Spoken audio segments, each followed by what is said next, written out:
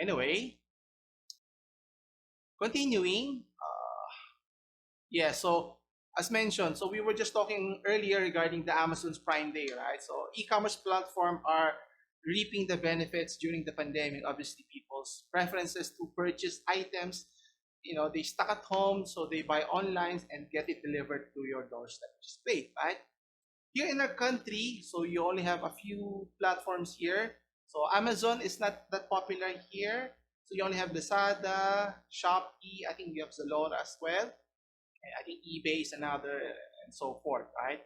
So obviously sales has been driven up, which they've reaped tremendously, but there's always a downside to every business that you provide here.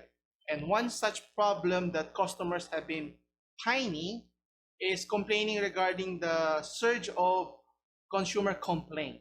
So why would you think would consumers? I I I also is considered a consumer, and I have purchased items online through those different platforms and have encountered the same problems. And I'm sure majority have encountered the same problem. And what can be done with this scenario here? So, as mentioned here, consumer complaints to the DTR, the Department of Trade, has surged significantly during the height of the lockdown here. What do you mean? So this pertains to whether both online and offline purchases. Okay, so it mentions that they have received 45,000 complaints, significantly higher from a year before, which is just 10,000. So that's almost 4 or 5 times significantly higher. Now, obviously, with the current situation, obviously more people are stuck, and they have no choice but to purchase online here. And the complaints revolve around key particular issues here. So the number one mention they stated is, the complaint they received or they stated is the deceptive sales, okay, as well as defective products, and then unreasonable prices and the poor customer service.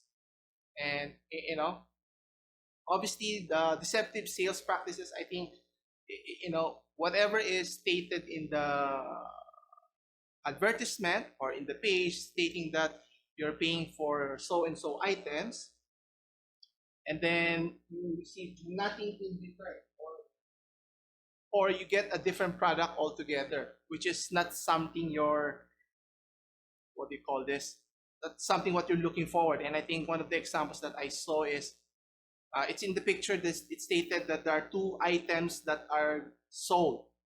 So you saw the picture, there are two items there that you assume that you're buying two, but by the time you see the item, it's only one item. So that's kind of misleading. I think another one is a lighting. It's a hexagonal lighting. In the picture they post, it's like 16 pieces. But when you purchase the item and you receive it, you only receive one piece of the item. So that's somewhat misleading. And I think they need to rectify this, not just the seller, but also the platform itself who provides those services. And they need to keep track of those. So when in terms of defect, I think this is commonplace. Now, obviously, whether through by accident or, actual default from manufacturer's default, how are they dealt with? But typically, based on my experience and from others, if you pay a substantial amount, you expect, a return policy. But in our case, that's not the case here. So, if you bought defective items, what are we supposed to do?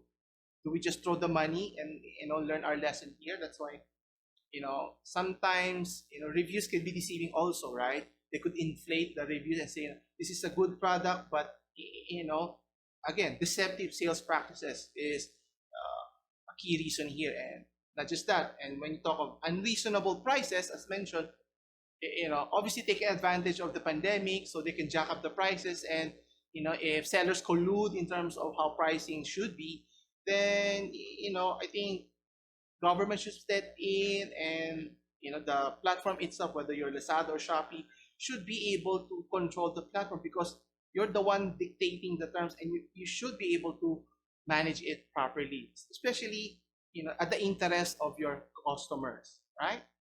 And finally, given all of those, obviously you will get poor customer service, meaning they don't deal with your customers. There's no feedback. There's no way to air your concerns, and there's no actionable change that would improve the service here. So why would I buy in your store if if I encountered a poor service from your people, right? Or there's no people to begin with, right? And according to Lazada Philippines here, they are stating that they should the online platform, the sellers on the online platform should share the liability risk to deter scams. Now that's good all in all, but I think at the end of the day, whether you're Lazada or Shopee, whether you're Amazon, I think you have you have this big business that you have here. I think you have the capability to keep track of the preferences of your customers. I think you should be able to keep track of your sellers as well, so that you avoid these deceptive sales practices and you know selling misinformed products or selling counterfeit products at that and so forth, right? So at least it provide a not just a perception, but people would know that your products online can be trusted, and people would buy more in general. I think it's a win-win if they are able to address those scenarios. Hopefully,